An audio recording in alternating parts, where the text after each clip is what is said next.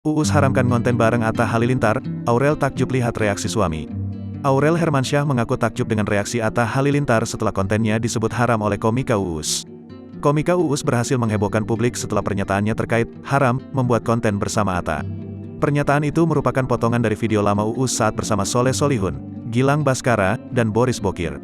Tak hanya haram, pria pemilik nama lengkap Rizky Firdaus Wijaksana mengakui kalau obrolan dengan Atta tidak sejalan.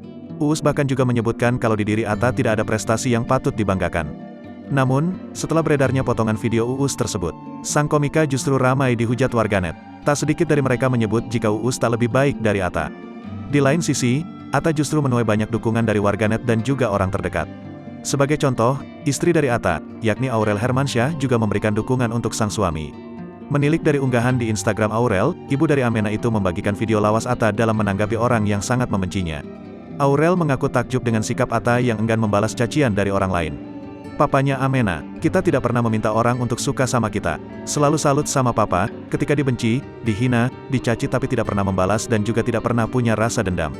Masya Allah, tulis Aurel dalam kolom keterangannya.